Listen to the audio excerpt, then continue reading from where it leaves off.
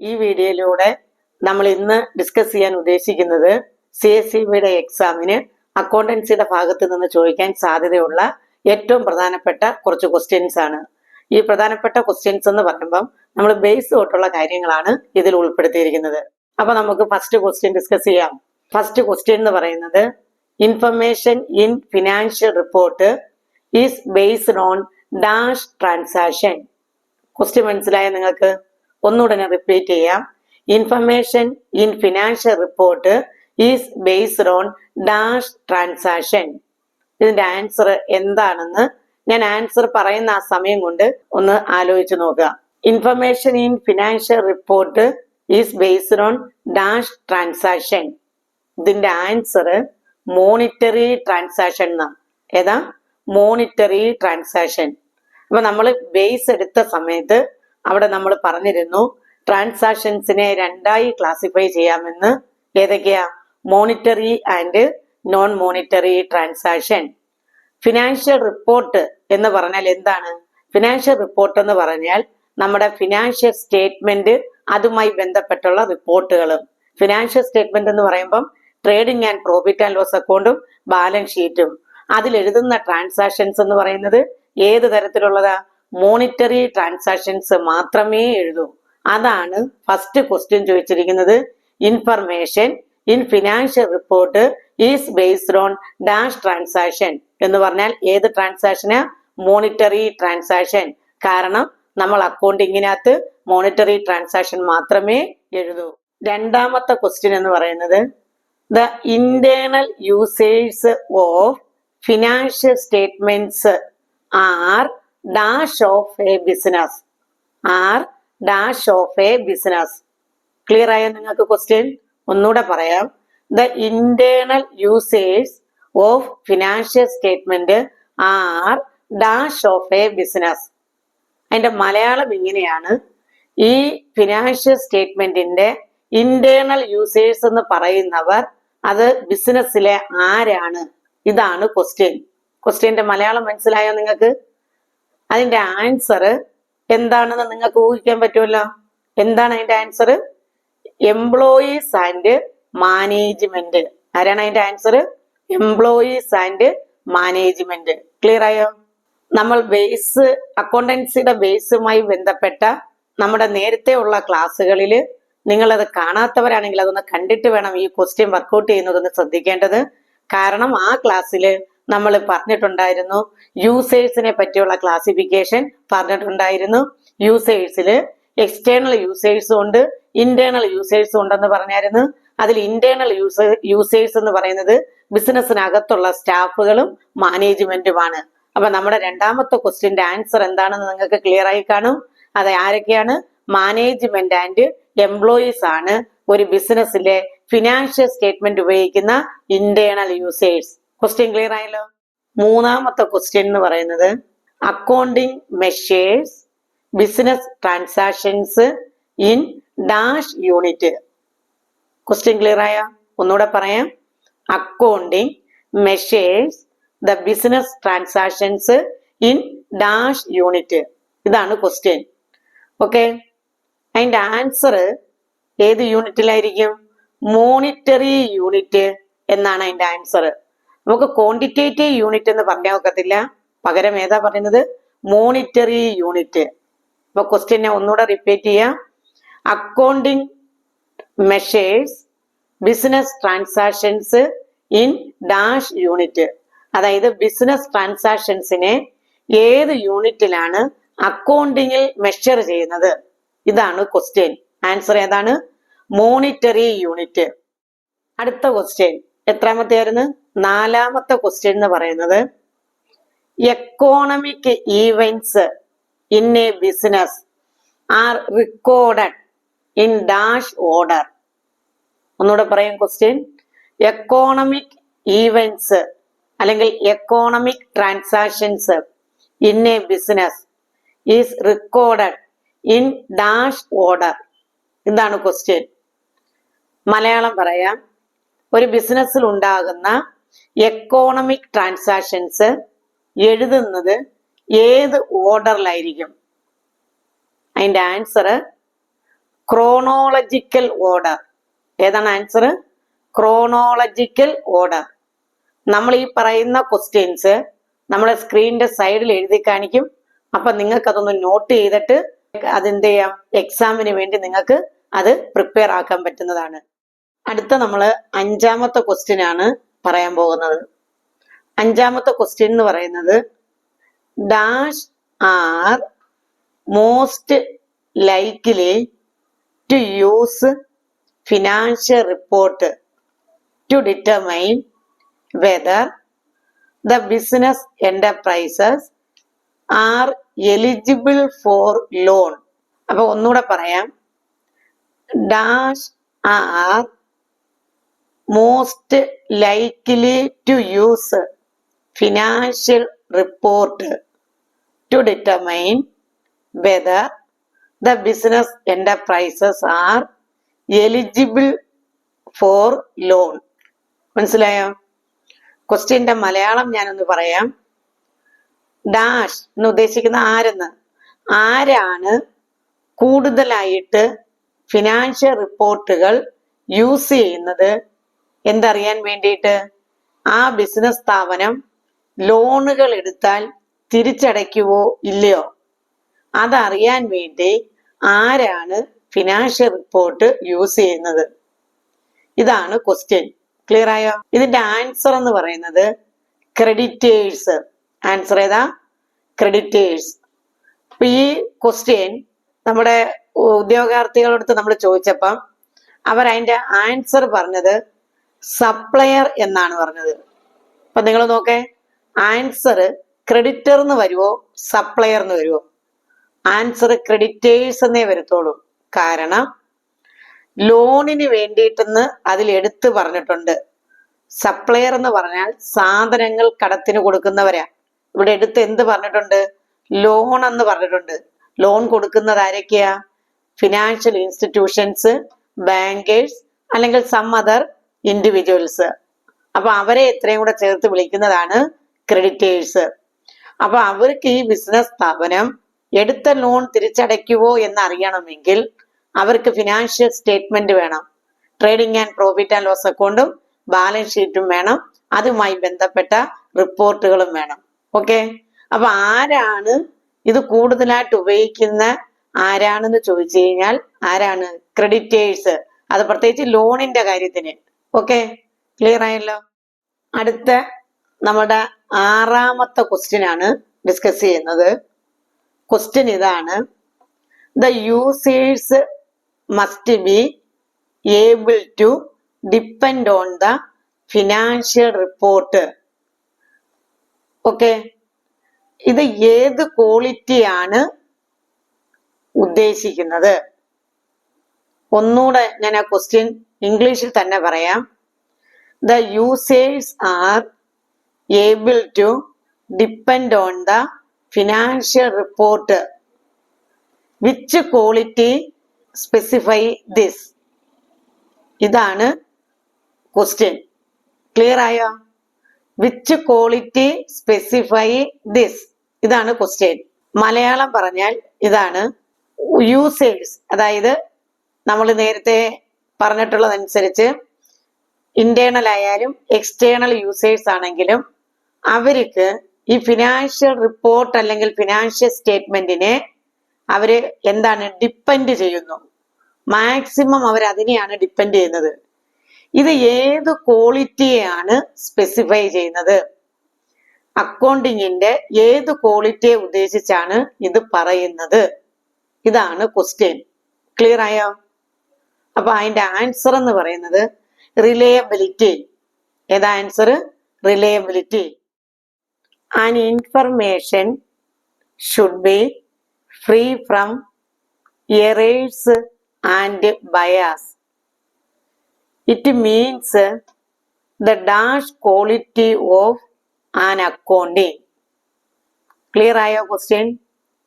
An information is free from bias and errors. It means dash quality of accounting എന്ന് പറഞ്ഞാൽ അതിന്റെ Malayalam information എന്ന് ഉദ്ദേശിക്കുന്നത് അക്കൗണ്ടിങ് ഇൻഫർമേഷനെയാണ്. അപ്പൊ അക്കൗണ്ടിങ് ഇൻഫർമേഷൻ എപ്പോഴും തെറ്റുകൾ ഉണ്ടാവാതെയും മറ്റ് ആരോടും ഒരു ചായ്വ് ഉണ്ടാകാത്തതുമായിരിക്കണം എന്ന് പറയുന്നത് അക്കൗണ്ടിങ്ങിന്റെ ഏത് ക്വാളിറ്റിയാണ്? ക്ലിയർ ആയല്ലോ? ഏത് ക്വാളിറ്റി ആയിരിക്കും? Answer reliability. ക്ലിയർ ആയല്ലോ? ക്വസ്റ്റ്യൻസിന്റെ ഏകദേശം പറഞ്ഞു കഴിയുമ്പം ഞാൻ അക്കൗണ്ടിങ്ങിന്റെ ക്വാളിറ്റീസ് ഏതൊക്കെയാണെന്ന് ലാസ്റ്റ് ഒന്ന് എക്സ്പ്ലെയിൻ ചെയ്യുന്നതായിരിക്കും. An accounting information is said to be relevant if it is dash. ഇതാണ് ക്വസ്റ്റ്യൻ. ക്വസ്റ്റ്യൻ ഒന്നുകൂടെ റിപ്പീറ്റ് ചെയ്യാം. An accounting information is said to be relevant if it is dash.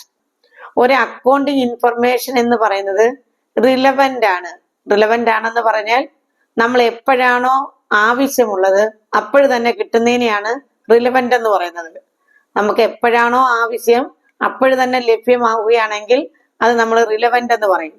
അങ്ങനെ ഒരു അക്കൗണ്ടിങ് ഇൻഫർമേഷൻ എപ്പോഴാണോ accounting information relevant ആണെന്ന് പറയുന്നത് എപ്പോഴാണ് അല്ലെങ്കിൽ എങ്ങനെയാണെങ്കിലാണ്.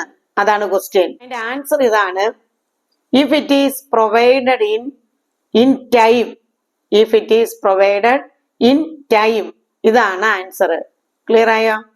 അതായത് അക്കൗണ്ടിങ് ഇൻഫർമേഷൻ സമയത്ത് പ്രൊവൈഡ് ചെയ്യുകയാണെങ്കിൽ, അങ്ങനെയാണെങ്കിൽ അത് റിലവന്റ് ആണെന്ന് നമുക്ക് പറയാം. റിലവന്റിന്റെ വേർഡ് മീനിങ് എന്താണ്? നമുക്ക് ആവശ്യമുള്ള സമയത്ത് ലഭ്യമാകുക. അത് തന്നെയാണ് ഇവിടെയും പറയുന്നത്. An accounting information is said to be relevant. ഒരു അക്കൗണ്ടിങ് ഇൻഫർമേഷൻ റിലവന്റ് ആണെന്ന് പറയണമെങ്കിൽ എന്തായിരിക്കണം? It is provided in time. ഇത് നമുക്ക് സമയത്ത് തന്നെ കിട്ടണം. ഇനി ഞാൻ ഇതിന്റെ കുറച്ചുകൂടെ എക്സ്പ്ലനേഷൻ എന്ന് പറഞ്ഞാൽ, നമുക്ക് ഡിസിഷൻ മേക്കിങ്ങിന്റെ സമയത്ത് തന്നെ നമ്മൾ ആവശ്യപ്പെടുന്ന അല്ലെങ്കിൽ നമുക്ക് ആവശ്യമുള്ള ഇൻഫർമേഷൻസ് ഫിനാൻഷ്യൽ സ്റ്റേറ്റ്മെന്റിൽ നിന്ന് കിട്ടണം.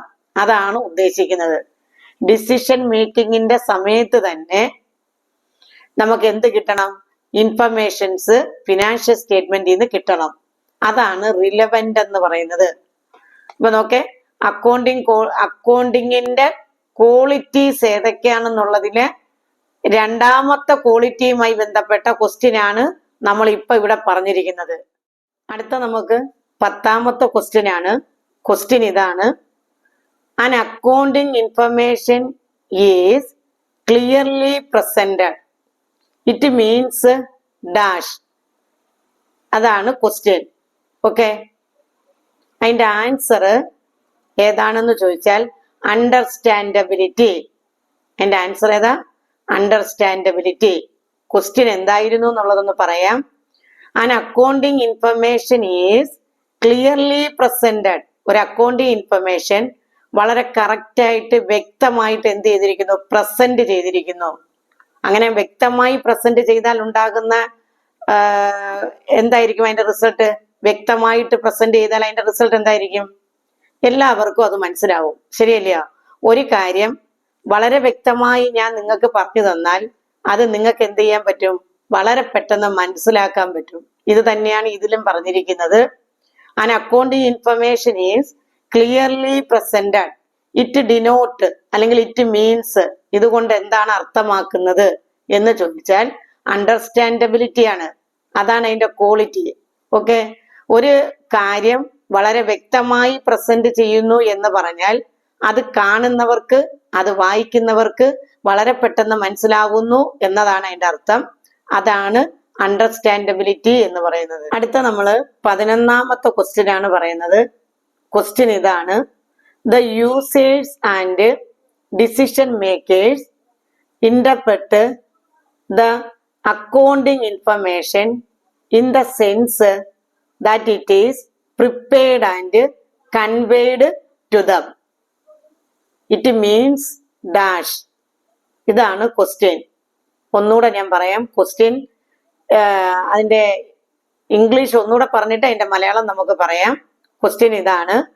The users and decision makers interpret the accounting information in the sense that it prepared and conveyed to them. It means dash. ഇതാണ് ക്വസ്റ്റ്യൻ. ഇതിന്റെ മലയാളം ഇതാണ്. യൂസേഴ്സും ഡിസിഷൻ മേക്കേഴ്സും എല്ലാം ഈ അക്കൗണ്ടിങ് ഇൻഫർമേഷനെ അത് എന്താണോ ഉദ്ദേശിച്ചിരിക്കുന്നത് അതേ രീതിയിൽ തന്നെ അവരെന്ത് ചെയ്തിരിക്കുന്നു, മനസ്സിലാക്കിയിരിക്കുന്നു. ഇത് എന്തിനെയാണ് സൂചിപ്പിക്കുന്നത്? ഒന്നുകൂടെ പറഞ്ഞാൽ, തീരുമാനമെടുക്കുന്നവരും അല്ലെങ്കിൽ ഇത് അക്കൗണ്ടിങ് ഇൻഫർമേഷൻ ആർക്കൊക്കെയാണോ ആവശ്യമുള്ളത് ആ ഉപയോഗിക്കുന്നവരും ആ സ്റ്റേറ്റ്മെന്റിൽ എന്താണോ ഉദ്ദേശിക്കുന്നത് അതേ സെൻസിൽ തന്നെ അവർക്കത് കാര്യങ്ങൾ മനസ്സിലാക്കാൻ പറ്റുന്നു എന്ന് പറഞ്ഞാൽ അത് എന്തിനെയാണ് സൂചിപ്പിക്കുന്നത്? ഇറ്റ് മീൻസ്, ഇതുകൊണ്ട് അർത്ഥമാക്കുന്നത് എന്താണ്? ഇതാണ് ക്വസ്റ്റ്യൻ. ഇതിന്റെ ആൻസർ അണ്ടർസ്റ്റാൻഡബിലിറ്റി. ഇതിന്റെ ആൻസർ ഏതാ? അണ്ടർസ്റ്റാൻഡബിലിറ്റി. നമ്മൾ നേരത്തെ പറഞ്ഞ ക്വസ്റ്റ്യനകത്ത് വന്നതും അണ്ടർസ്റ്റാൻഡബിലിറ്റി തന്നെയായിരുന്നു. ഇനി അടുത്ത നമുക്ക് 12ാമത്തെ ക്വസ്റ്റ്യൻ ആണ് പറയാൻ പോകുന്നത്. ക്വസ്റ്റ്യൻ ഇതാണ്: use of common unit of measurement and common format four reporting. It denote the dash quality of accounting. Question ഒന്നുകൂടെ പറയാം. Use of common unit of measurement and common format of reporting. It denote the dash quality of accounting. ഇതാണ് question. Clear ആയോ? അതായത് common ആയിട്ടുള്ള measurement യൂണിറ്റും റിപ്പോർട്ടിങ്ങിന് വേണ്ടി common ഫോർമാറ്റും ഉപയോഗിക്കുന്നെങ്കിൽ അത് സൂചിപ്പിക്കുന്നത് ഏത് ക്വാളിറ്റിയാണ്? അക്കൗണ്ടിങ്ങിന്റെ ഏത് ക്വാളിറ്റിയാണ് അത് സൂചിപ്പിക്കുന്നത്? Answer comparability. ആൻസർ ഏതാണ്? കമ്പാരബിലിറ്റി.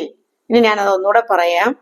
ഒരേ രീതിയിലുള്ള റിപ്പോർട്ട്, ഫിനാൻഷ്യൽ റിപ്പോർട്ട് തയ്യാറാക്കാൻ വേണ്ടി ഒരേ ഫോർമാറ്റ്, ഉദാഹരണത്തിന് trading and profit and loss account, balance sheet, ഇതിന് എല്ലാ സ്ഥാപനങ്ങളും ഒരേ ഫോർമാറ്റും അതുപോലെ തന്നെ അതിനകത്ത് എഴുതാൻ ഉപയോഗിക്കുന്ന ഓരോ യൂണിറ്റ് മെഷർമെന്റുകൾക്ക് വേണ്ടിയുള്ള ഓരോന്നും കോമൺ ആയിട്ടുള്ള യൂണിറ്റുമാണ് ഉപയോഗിക്കുന്നതെങ്കിൽ നമുക്ക് ബിസിനസ്സുകളെ തമ്മിൽ എന്ത് ചെയ്യാൻ പറ്റും? വളരെ പെട്ടെന്ന് കമ്പാരിസൺ നടത്താൻ പറ്റും. അതാണ് കമ്പാരബിലിറ്റി എന്ന് പറയുന്ന ക്വാളിറ്റിയാണ് സൂചിപ്പിക്കുന്നതെന്ന് പറഞ്ഞത്. അപ്പൊ നിങ്ങൾ മനസ്സിലാക്കേണ്ടത്, common format, common unit of measurement എന്ന് കേട്ടാൽ ഉടനെ അത് ഏത് ക്വാളിറ്റിയെ സൂചിപ്പിക്കുന്നത്? കമ്പാരബിലിറ്റി. ഏതിനെയാ? കമ്പാരബിലിറ്റി. ഓക്കെ. അടുത്ത നമ്മൾ 13ാമത്തെ ക്വസ്റ്റ്യൻ ആണ് ഡിസ്കസ് ചെയ്യുന്നത്. Question: A business concern use common period. It help dash. ഇതാണ് ക്വസ്റ്റ്യൻ. ക്വസ്റ്റ്യൻ ഒന്നുകൂടെ റിപ്പീറ്റ് ചെയ്യാം. A business concern use common period for preparation of financial statement എന്നുണ്ട്. ക്വസ്റ്റ്യൻ ഞാൻ ആദ്യം പറഞ്ഞപ്പോൾ അത് പറഞ്ഞില്ല. ക്വസ്റ്റ്യൻ നിങ്ങൾ ശ്രദ്ധിച്ച് കേൾക്കണം. A business concern use common period for the preparation of financial statement. It help for dash. ഇതാണ് ക്വസ്റ്റ്യൻ. മലയാളത്തിൽ ഒന്നുകൂടെ പറഞ്ഞു കഴിഞ്ഞാൽ, ഒരു ബിസിനസ് സ്ഥാപനം അതിന്റെ ഫിനാൻഷ്യൽ സ്റ്റേറ്റ്മെന്റ് തയ്യാറാക്കാൻ ഒരു കോമൺ ആയിട്ടുള്ള പീരിയഡാണ്, അക്കൗണ്ടിങ് പീരിയഡാണ് ഉപയോഗിക്കുന്നത്. അതായത് ഫിനാൻഷ്യൽ സ്റ്റേറ്റ്മെന്റ് തയ്യാറാക്കുന്നതിന് അവരൊരു കോമൺ പീരിയഡാണ് എല്ലാ വർഷവും ഇന്ന സമയം, നമ്മളിപ്പോ പറയുന്നുണ്ടല്ലോ at the end of the period എന്ന് പറയുന്നുണ്ടല്ലോ, അതാണ്. അങ്ങനെ ഒരു കോമൺ പീരിയഡ് ഉപയോഗിക്കുന്നത് കൊണ്ട് അത് എന്തിനെ സഹായിക്കുന്നു? Answer comparison. ക്വസ്റ്റ്യൻ ഒന്നുകൂടെ റിപ്പീറ്റ് ചെയ്യണമെങ്കിൽ പറയാം. A business concern use common period for the preparation of financial statement. It help for dash. Answer comparison. അപ്പൊ നമ്മള് 13 ക്വസ്റ്റ്യൻ പറഞ്ഞു നിർത്തിയിട്ടുണ്ട്. ഈ 13 ക്വസ്റ്റ്യനകത്തില് നമ്മൾ അവസാനം പറഞ്ഞ ഒരു 4-5 ക്വസ്റ്റ്യൻ നിങ്ങളൊന്ന് ശ്രദ്ധിക്കണം. ആ 4-5 ക്വസ്റ്റ്യനകത്തും നമ്മൾ പറയുന്നത് അക്കൗണ്ടിങ്ങിന്റെ ക്വാളിറ്റീസിനെ പറ്റിയാ. അപ്പൊ നമുക്ക് ഈ 13 ക്വസ്റ്റ്യൻ പറഞ്ഞു നിർത്തിയിരിക്കുകയാണ് ഞാൻ ക്വസ്റ്റ്യൻ. ബാക്കി ക്വസ്റ്റ്യൻസ് അടുത്ത ക്ലാസ്സിൽ നമ്മൾ എന്ത് ചെയ്യും, ഡിസ്കസ് ചെയ്യും. അതിനു മുന്നേ എനിക്ക് ഈ 4 ക്വാളിറ്റീസിനെ പറ്റിയൂടെ നിങ്ങൾക്ക് പറഞ്ഞു തന്നാൽ നിങ്ങൾക്ക് ഇത് എക്സാമിന് പ്രിപ്പയർ ആവുന്നവർക്ക് പ്രയോജനം ചെയ്യും. 4 ക്വാളിറ്റീസ്, അല്ലെങ്കിൽ 4 എന്നല്ല, the qualities of an accounting എന്ന് ചോദിക്കാം. ഒരു അക്കൗണ്ടിങ്ങിന്റെ ക്വാളിറ്റീസ് എന്തൊക്കെയാണെന്ന് ചോദിച്ചാൽ എന്തൊക്കെയാ? Reliability, relevant, understandability, comparability. ഇത് 4ഉമാണ് അക്കൗണ്ടിങ്ങിന്റെ ക്വാളിറ്റീസ്, അല്ലെങ്കിൽ ക്വാളിറ്റീസ് ഓഫ് ആൻ അക്കൗണ്ടിങ്. അക്കൗണ്ടിങ്ങിന് എന്തെല്ലാം ഗുണങ്ങൾ ഉണ്ടായിരിക്കണം? ഒന്ന് എന്തൊക്കെയാ? റിലയബിലിറ്റി, റിലവന്റ്, അണ്ടർസ്റ്റാൻഡബിലിറ്റി, അതുപോലെ തന്നെ പിന്നെ ഏതാ ഉള്ളത്? കമ്പാരബിലിറ്റി.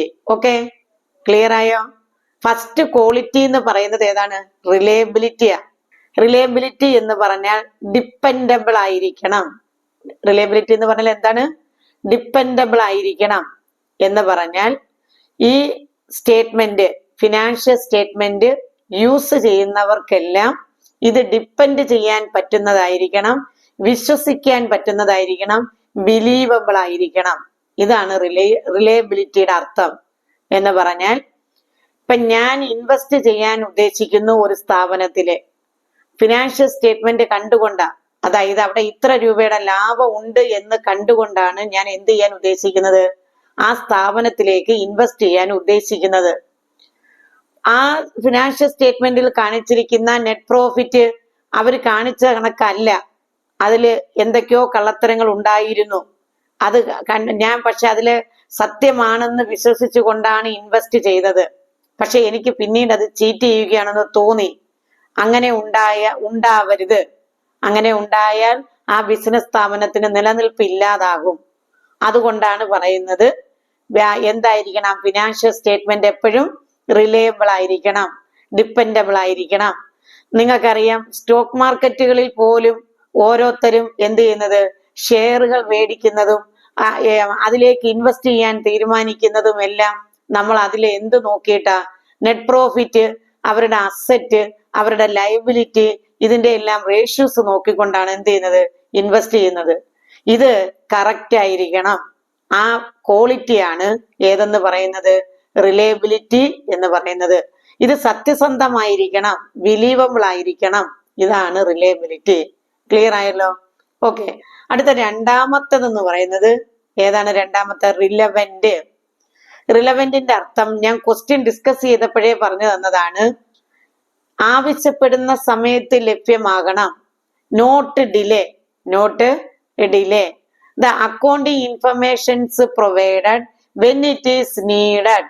എപ്പോഴാണോ ആവശ്യമുള്ളത് അപ്പോഴെന്ത് ചെയ്യണം?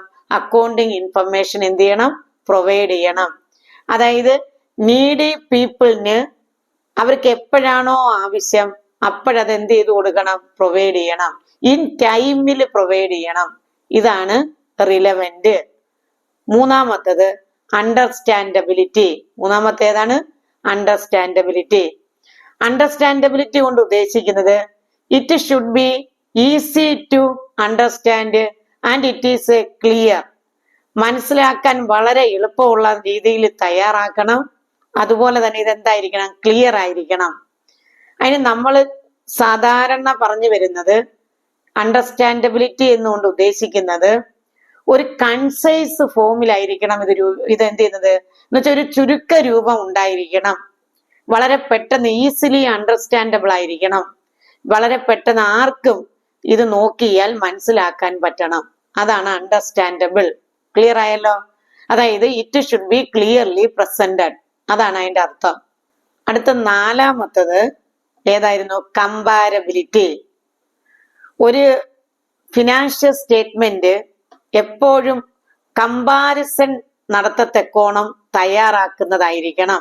കമ്പാരിസൺ എന്ന് പറയുന്നത് സ്ഥാപനങ്ങൾ തമ്മിൽ കമ്പാരിസൺ നടത്തണം, സ്ഥാപനത്തിലെ ഡിപ്പാർട്ട്മെന്റുകൾ തമ്മിൽ കമ്പാരിസൺ നടത്താം, അങ്ങനെ അല്ലെങ്കിൽ ഇയറുകൾ തമ്മിൽ നമുക്ക് കമ്പാരിസൺ നടത്താം, അല്ലയോ? അതായത് കമ്പാരിസനെ സഹായിക്കുന്നതായിരിക്കണം, ആ രീതിയിലായിരിക്കണം ഫിനാൻഷ്യൽ സ്റ്റേറ്റ്മെന്റ് തയ്യാറാക്കുന്നത് എന്ന് പറഞ്ഞാൽ, ഒരേപോലുള്ള രണ്ട് ബിസിനസ്സുകൾ തമ്മിൽ കമ്പാരിസൺ നടത്തണമെങ്കിൽ ഒരേ രീതിയിൽ തയ്യാറാക്കിയ അല്ലെങ്കിൽ കോമൺ ഫോർമാറ്റ് ഉപയോഗിച്ച് കോമൺ മെഷർമെന്റ് യൂണിറ്റ് ഉപയോഗിച്ചുകൊണ്ട് തയ്യാറാക്കിയതായിരിക്കണം. അതാണ് കമ്പാരബിലിറ്റി. അതുപോലെ തന്നെ രണ്ട് വർഷങ്ങൾ തമ്മിൽ ഒരേ കണക്കുള്ള രണ്ട് ബിസിനസ് യൂണിറ്റുകൾ തമ്മിൽ കമ്പാരിസണും നടത്തണം. അതുപോലെ വർഷങ്ങൾ തമ്മിൽ പ്രോഗ്രസ് ഉണ്ടോ എന്ന് അറിയണമെങ്കിൽ കഴിഞ്ഞ വർഷത്തെ നെറ്റ് പ്രോഫിറ്റും ഈ വർഷത്തെ നെറ്റ് പ്രോഫിറ്റും കൂടെ നോക്കിയില്ലയോ നമ്മള് പ്രോഗ്രസ് ഉണ്ടോ എന്ന് അറിയുന്നത്. അപ്പൊ ഒരു സ്ഥാപനത്തിന് പ്രോഗ്രസ് ഉണ്ടോ എന്ന് അറിയണമെങ്കിലും നമുക്ക് എന്ത് വേണം? ആ സ്റ്റേറ്റ്മെന്റ് കമ്പാരിസന് വേണ്ടിയിട്ട് തയ്യാറാക്കുന്ന രീതിയിലായിരിക്കണം. എന്ന് ഉദ്ദേശിക്കുന്നത് ഒരേ രീതിയിലായിരിക്കണം അതിനകത്ത് ഉപയോഗിക്കുന്ന മെത്തേഡ്, ഫോർമാറ്റ്, അതുപോലെ തന്നെ പീരിയഡ്, ഇത് തയ്യാറാക്കാൻ എടുക്കുന്ന അക്കൗണ്ടിങ് പീരിയഡും കോമൺ ആയിരിക്കണം. അപ്പൊ എല്ലാം കോമൺ ആയിട്ട് ചെയ്യണം എന്ന് പറയുന്നതാണ് കമ്പാരബിലിറ്റി. ഇത്രയും ക്ലിയർ ആയെന്ന് വിചാരിക്കുന്നു. ഓക്കെ, അക്കൗണ്ടിങ്ങിന്റെ ക്വാളിറ്റീസ് ആണിത്. ഇനി ബാക്കി നമുക്ക് കുറച്ചും കൂടെ വളരെ ഇമ്പോർട്ടന്റ് ആയിട്ടുള്ള ക്വസ്റ്റ്യൻസ് ഉണ്ട്. അത് നമ്മൾ അടുത്ത ക്ലാസ്സിൽ ഡിസ്കസ് ചെയ്യുന്നതായിരിക്കും.